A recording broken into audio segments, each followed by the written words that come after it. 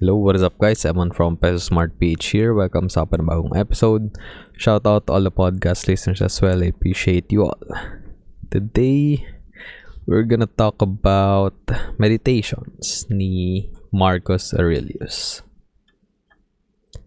So first off, who was Marcus Aurelius? So he was the adopted son of Antoninus Pius, and he was the Roman emperor from 161 to 180 AD, and he's a very famous philosopher.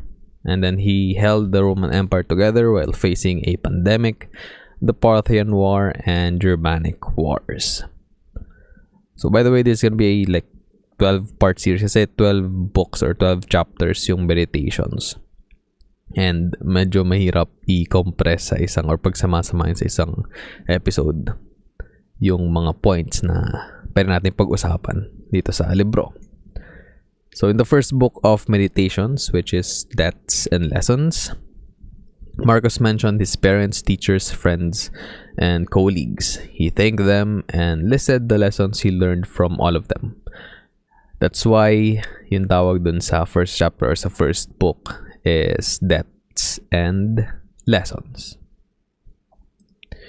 And then he mentioned his father's integrity and manliness. I interpreted this as doing the right thing always, even if no one sees it and even if nobody's watching. So, balik dun sa point ng integrity. And then the next point is about investing in your knowledge. He said to, quote, hire good private teachers and accept the resulting costs as money well spent. So, diba, sometimes if we're trying to improve ourselves, or for example, buying a course, enrolling sa isang course, or buying books, or in general, pagka magbabayad ka to get extra knowledge or to be more knowledgeable in something. So sometimes sila sabi, sayang yung pera dyan, dapat libre lang, diba? But yeah, they shouldn't compel you to buy the next fancy sounding course, of course. Kasi ang dami ring mga snake oil salesman dyan na basura lang din naman yung tinuturo. So yeah, hindi mo dapat bilhin yung next na fancy sounding course that flashes on your screen as an ad. The contrary, to be honest. So you have to be careful. You have to carefully choose who your influences are, and you have to be meticulous where you get your information and knowledge from. Marcus said that we shouldn't waste time on nonsense. This reminds us that time is our most valuable resource. So sometimes we get it twisted and we value money more than our time. And we have to remember that we can never recover nor create time. So once it's spent, it is lost. While money on the other hand, it can be earned and it's in abundance if you know where to look. And he said that we have to keep an open mind. You have to hear unwelcome truths. He said not display anger or other emotions. So this doesn't mean that you'll wear your poker face all of the time and become an emotionless robot. This just urges us to control our emotions and be on top of it. Our mind has that power. And don't let anyone hear you complain, not even yourself. So I think a lot of us do this subconsciously. If there's something we don't want to do, we complain, we whine. If there's something that's hard to do, we complain, we whine. So yeah, we have to avoid that. Then self-control and resistance to distractions. We have an endless supply of distractions in today's modern and fast-paced world. We have social media, video streaming apps, and video games that were created and designed for its users to be addicted. So having discipline is very important, and we have to set time limits on these distractions or eliminate them completely. Another thing that really spoke to me in this first book was when he said to do your job without whining. Again, we touched on that earlier. The rain doesn't complain when it drops on fields, on trees, on the ground, or on your cheeks. The wind doesn't whine when you breathe. So why should we humans complain about our jobs as human beings? So we're here for a purpose, and that is to cooperate with each other for the better, or to better our communities, our cities, our countries, and the world. And being self-aware is also very important. So you need to have a sense of when to push further and when to back off. So sometimes it's better to like wave the white flag. Say even you can persevere, you can endure more, but sometimes it's healthier if you just change courses, no, not to be like a quitter, but you just have to pivot. And then we have to be willing to take responsibility and blame when we are wrong. And I think again this has something to do with the Filipino culture. We're never wrong. I think yun yung tiro sa atin ng mga boomers natin or Gen X natin ng mga parents. So we can do no wrong, but yeah, we have to be accountable for our actions. So we need to have accountability. And we shouldn't require no praise nor songs when you do the right thing. That's being humble. Kasi but the right thing, you should do it. And hindi mo kailangan mabigyan ng recognition just because you're doing the right thing. That's basically the bare minimum.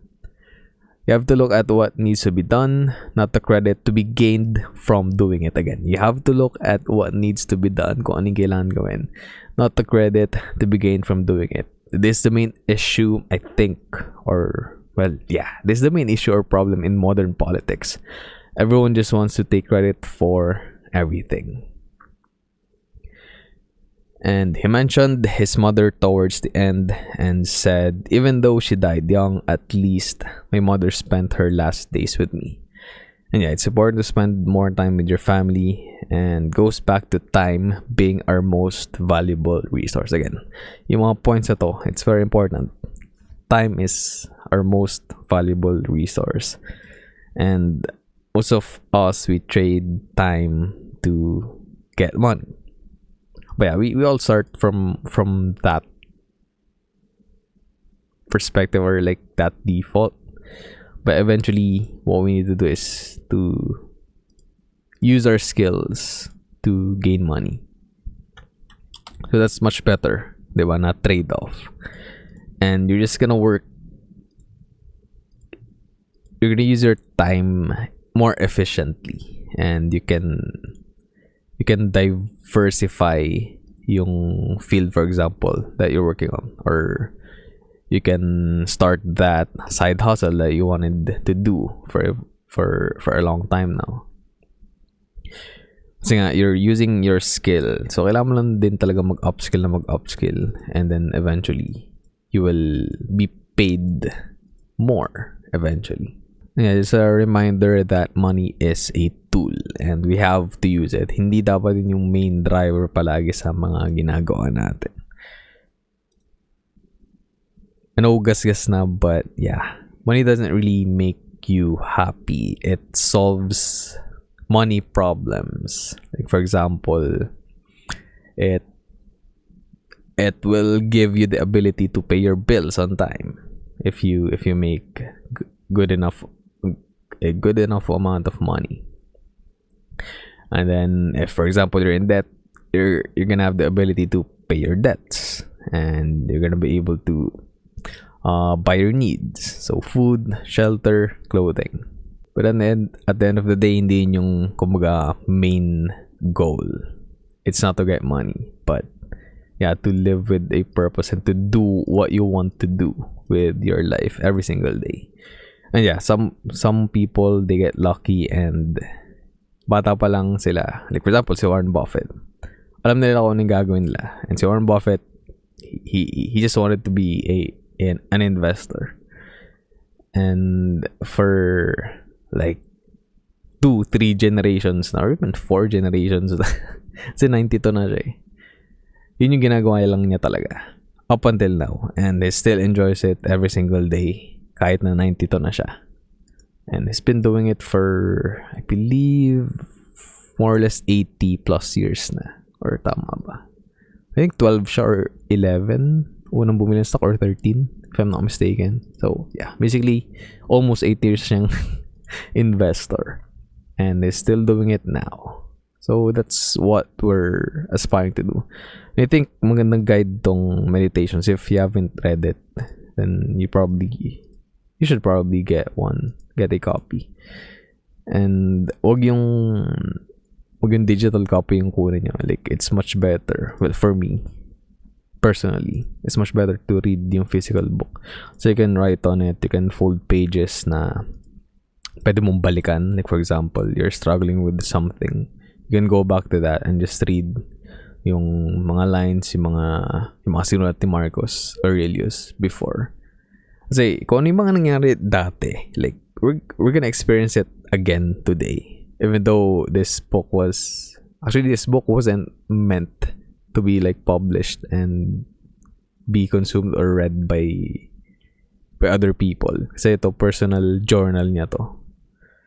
And yung mga sinusulat niya is mga bagay na naisip niya, so his thoughts, and mga bagay na kung saan siya nagsastruggle and how he's working on it, how he's dealing with it.